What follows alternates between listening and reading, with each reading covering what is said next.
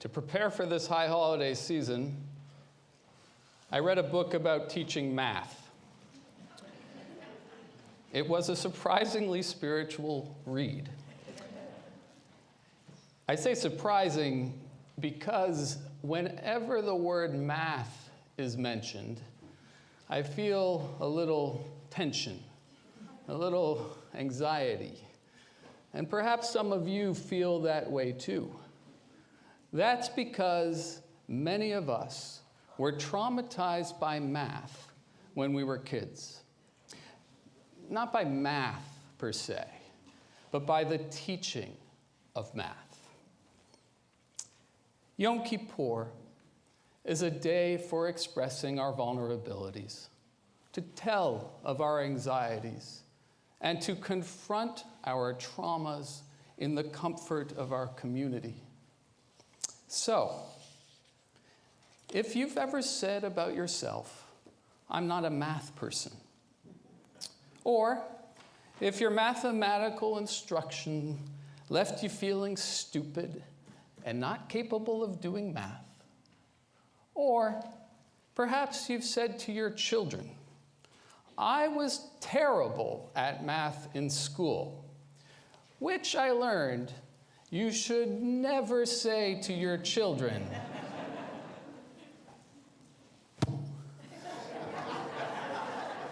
Too late.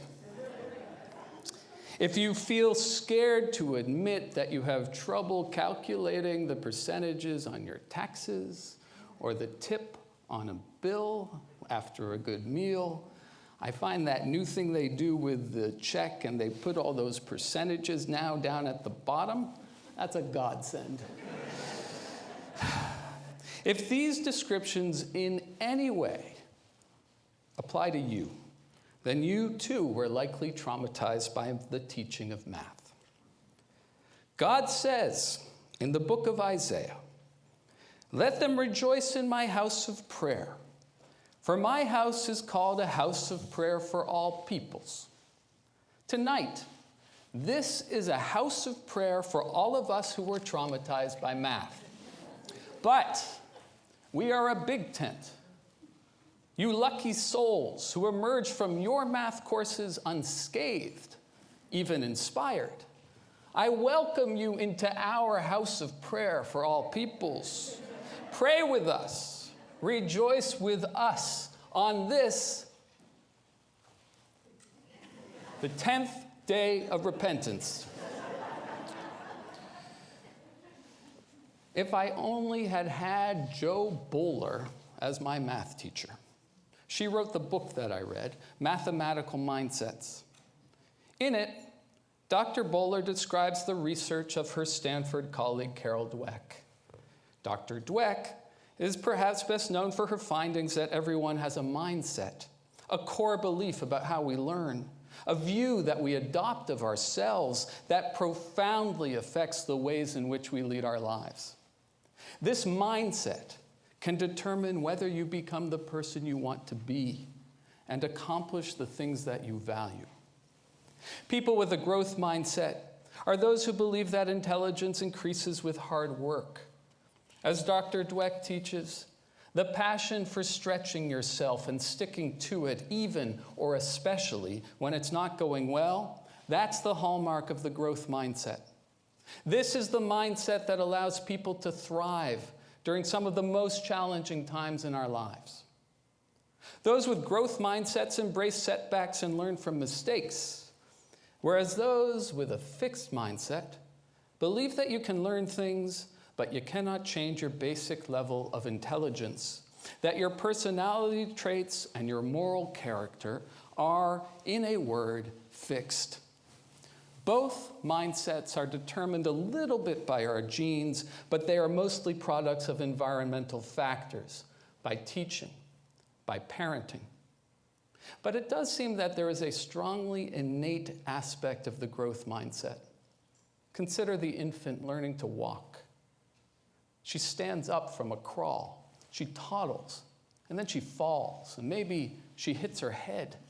But then, with grit, she gets up and tries again, and often with a smile. How and when do many of us lose that intrinsic drive to embrace struggle, to seize opportunities to learn from falling down that lead to growth and change? It turns out that perhaps as early as when we were 5 years old, many of us were already receiving messages that we weren't that smart, that we should channel our energies in particular ways, that we didn't have a knack, a gift, at least in my case, for math. I've come very late to the language of a growth mindset, not to having a growth mindset, but to the term growth mindset. I began hearing about it only after we arrived in California. If you are an educator, or a better informed parent than I, which is quite likely, perhaps all of this stuff about growth mindset feels like old hat. But maybe, as I did, you will find the more recent discoveries about the science behind a growth mindset, about the plasticity of our brains, mind-blowing. Crucially, for this sermon that I'm offering on Kol Nidre, neuroscientists have concluded our brains develop when we make mistakes. Every time we make a mistake, whether it is when doing math or in any pursuit in our lives, a synapse fires because mistakes challenge the mind. The brain has two potential responses when we make a mistake. The first is increased electrical activity when the brain experiences conflict between a correct response and an error. The second brain signal happens, however, only when there is awareness that an error has been made and conscious attention is paid to the error. It is this second signal that indicates a growth mindset. All of us respond with brain activity when we make mistakes. But having a growth mindset means that the brain is more likely to spark again. Individuals with a growth mindset have a greater awareness of errors than individuals with a fixed mindset.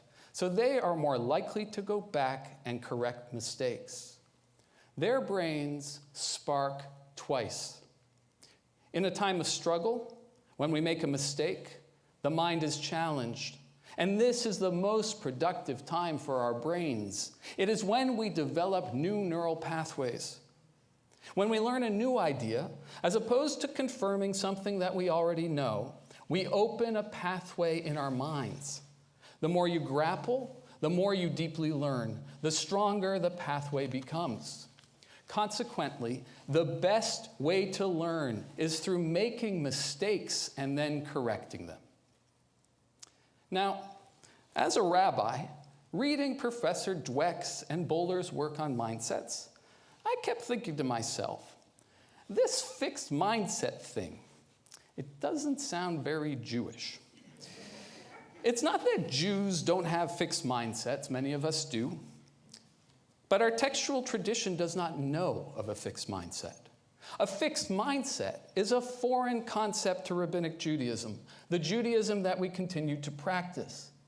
The idea that we can't change our personality traits, that we don't learn from our mistakes, that we don't embrace struggle. A fixed mindset strikes me as profoundly un-Jewish. Another way to put this in positive terms, a Jewish mindset is a growth mindset. All of this learning, by the way, prompts me to suggest we rename these days from Rosh Hashanah through Yom Kippur this. Listen. Hayamim leyitzirat matzlulim atzba'im chadashim. Or in English, the days to form new neural pathways. Now, admittedly, this name doesn't have a great ring to it. It's not very catchy. However, I would assert that this name is more motivational than the days of awe, or than Aseret Yamei Teshuvah, the 10 days of repentance. These are days for growth. Think of them as 10 days to promote brain health, for firing our synapses in order to strengthen neural pathways through learning from our mistakes. Since the first time I spoke from this bima, in February 2020, a month before the pandemic began, I have told you of my vision of a synagogue as a sanctuary for imperfect practice, a place for embracing struggle and for learning from our mistakes. In a sanctuary for imperfect practice, we sanctify our efforts to become the individuals we aspire to be. It is a sanctuary in which we risk expressions of our vulnerability, a sheltered space where we strive and stumble and know that it will be okay. And within the safety of this sanctuary, we construct a collective vision of the world as it should be. We practice in here in order to effectively change the world out there. Because of what I learned in the lead up to tonight, I'm wondering if rather than calling my vision of a synagogue a sanctuary for imperfect practice, I should call it the temple of the growth mindset. But that's a little too new agey for me. I do worry, however, that as a synagogue, as a collective, we are at risk of losing our growth mindset and are in danger of becoming a community with a mindset that is fixed. The symptoms have been present for years, but they have been exacerbated by the trauma of the pandemic. Beth Am, like every healthy, functioning synagogue, is a microcosm of the world. Subjected to the same forces tearing the social fabric of America, we, dwelling in this house of the people, we have less patience. We are less willing to compromise and to explore our differences. Less receptive to new ideas and convinced of our righteousness, we engage in confirmation bias, the tendency to process new information in ways that are consistent with our pre-existing beliefs. We question facts and tell slander as truth. We are quick to judge, less willing to forgive. Like individuals with fixed mindsets, many of us have become fearful of trial and error, of change, and of admitting to and of learning from our mistakes. In her book, Dr. Bowler tells an anecdote of how one teacher has her students shed their years of trauma, their fear of math, and approach math with a growth mindset that embraces the making of mistakes and teaches that struggle is positive. This exercise has such clear analogies to the high holidays and to Yom Kippur that I have to share it with you. At the beginning of each year, this teacher starts her class by asking students to crumple up a piece of paper and throw it at the whiteboard to let it out their feelings, usually ones of frustration when they make a mistake in math. She then asks students to retrieve the papers, smooth them out, and trace all the crumpled lines on the paper with colored markers, which represent their brain growth. The students were asked to keep the pieces of paper in their folders during the school year as a reminder of the importance of mistakes. The papers look like this. Like those kids in their classroom, here we are, gathered together online or in person, in this, our sanctuary for learning and growing. Over the next 24 hours, I invite you to join me as we shed together a year of fear and guilt, and to cultivate together a communal growth mindset through the rituals of Yom Kippur. Consider the Ashamnu, our public confession of our mistakes. The Ashamnu is a Jewish version of throwing a piece of crumpled paper as hard as we can against a whiteboard to remind ourselves that struggle is positive. And when we chant this list of our transgressions, which we will do repeatedly over the next day, something else happens. Our synapses fire as we recall our mistakes. The ritual provides the opportunity to strengthen pathways in our brains by learning from our errors and through dedicating ourselves to correcting them. Now, Judaism labels this process teshuvah. Teshuvah, like a growth mindset, requires at least two sparks of the brain. One, of being conscious of missing the mark, of recalling our errors, and then 2, of taking the steps to correct them. Here's a Talmudic story about God's growth mindset, which is to say, it is a story of God engaging in teshuvah. It begins with this question. It's a good one. Think about it. Does God pray? You might ask, to whom does God pray? But the answer in the text is, of course God prays. But how do we know? A rabbi asks. Another rabbi answers, well, God has a temple. It's in Jerusalem. And as it says in the book of Isaiah, and the verse with which I began this sermon, let them rejoice in my house of prayer. For my house is called a house of prayer for all peoples. See, the rabbi explains, God calls the temple in Jerusalem my house of prayer. So that's God's temple in which God prays. A rabbi then asks this pretty thoughtful follow-up question. Well, if God has a temple and in it God prays, what then is God's prayer? That's a great question. According to the story, this is God's prayer. May it be my will that my mercy will overcome my anger, and that my compassion, my rachamim, will prevail over my other attributes. And may I conduct myself towards my children, toward Israel, with the attribute of compassion, of rachamim. Now, this is a remarkable depiction of God. The rabbis imagine that God pays conscious attention to God's mistakes. Aware of being overly judgmental, God seeks to control anger and to express greater compassion. It is as if God's brain sparks twice. The story continues. One day, the high priest Yishmael ben Elisha enters the Holy of Holies, and there's God. God says to the high priest, Yishmael, my son, bless me. So Yishmael offers God the precise blessing for which God prays. He answers God's prayer and says, may it be your will that your mercy will overcome your anger, and that your compassion will prevail over your other attributes. And may you conduct yourself toward your children, towards Israel, with the attribute of mercy, of rachamim. And when Yishmael had finished blessing God, God nodded and accepted Ishmael's prayer. I love this story. There's so much in it. But for our purposes tonight, here's a detail that will unlock more of its meaning. The high priest, Elisha, entered the Holy of Holies where God prays only once each year on Yom Kippur. So this is a Yom Kippur story of God doing what we are to do today.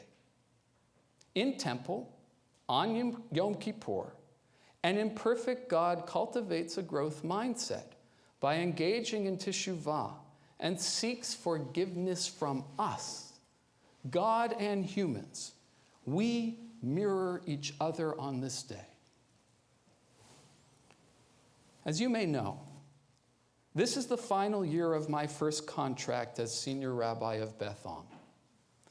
As part of its renewal process, the board asked me to reflect on what I've learned about leadership from the past extremely challenging 2 years. Now that question fired my synapses, as I learned so much more from my mistakes than from my successes. Here is a little bit of what I told them. Every one of us who moves into this position, this happened for Rabbis Bloch and Martyr too, we discover the true responsibility of wearing the mantle of senior rabbi. We learn and we grow. We imagine what it might be like, and then we discover its reality. Spending so much of my first year working on Zoom and in 2D and not 3, teaching Torah, offering sermons, and leading services with no one right there, where you are now, to give me instantaneous feedback. It took me longer to understand how each of my words and actions is weighed, scrutinized, to comprehend my authority and the influence or impact of my actions and my words. That if I disagree with a congregant, it can hurt them. That if we experience tension, I need to be the one to proactively address those tensions, to ameliorate relationships. Because there is another side to this mantle of leadership, another facet of this sacred responsibility that I truly did not understand when I began in this role. Because I am the senior rabbi, my words and actions have a greater capacity to soothe, to comfort, to mend, to heal than when I was an associate rabbi. Now, this might all seem peculiar to you because you met me as your senior rabbi. But the orientation to religious leadership that was imparted to me was about diminishing differences between rabbi and congregant, a paradigm of shared leadership and equality. I don't see myself as too different from you, and my self-perception and my orientation to religious practice is fundamentally non-hierarchical. But now, I understand so much more clearly that because of my position as senior rabbi, this is not how others perceive me, and I need to be more attuned to this difference in perceptions. I share these reflections for two reasons. First, part of being a Jew with a growth mindset is not only to embrace mistakes and struggle, but when necessary to apologize for mistakes and seek forgiveness. Please know, I would never intentionally hurt anyone. But if I have hurt you, I apologize, and I ask for your forgiveness. Here's the second reason for sharing these thoughts on leadership. I and my family dwell in the sanctuary for imperfect practice with all of you. There is an incomplete yet traditional understanding of teshuvah as a practice that leads to apology and to starting over with a clean slate. But that's not quite it. Teshuvah is not cyclical, not an eternal return to the same place. That's a fixed mindset, but an embrace of struggle, a willingness to change. By learning from mistakes, we begin not anew, but with new learning. To enter Beth Am, to dwell in the sanctuary for imperfect practice, is to be an active participant in the ever-unfolding project of Jewish communal life. It is to take a step every day along a lifelong path of teshuvah, of learning and of growing. The pathways are as multitudinous as the individuals that have come into this house, each at our own pace, along individual and ever-intersecting pathways. Our goal is to walk together on an ever-upward spiral of communal living. And as we walk, together we work. And here I mean work in the sacred sense. Our avodah, our sacred labor, is to react against the forces that are tearing apart our country and threaten the cohesion of our community. So let us begin this year with new learning and practice here better ways of being. At the end of that story of God's growth mindset, a story of how God engages in teshuvah and seeks our blessing on this day, the Talmud states that what we are to learn from that story is to not take the blessing of an ordinary person lightly. If God asked for and accepted a human's blessing, all the more so, we must value the blessings that we offer each other. So on this Yom Kippur, as your senior rabbi and as an ordinary person, I offer these words of blessing. In this year of 5783, may we truly see each other in all of our dimensions and sanctify our efforts to become the individuals who we aspire to be, May our mercy, our rachamim, overcome our anger, so that our compassion for one another prevails over all our other attributes. And in this, our sanctuary within this world, in this place of nurture, this community for reflection, learning, and growth, may we discover new pathways that lead us together to infuse a world so desperately in need with compassion, with justice, with peace. Ken yehi ratzon. May this be God's will. But even more, ken yehi ratzonenu. May it be our will too.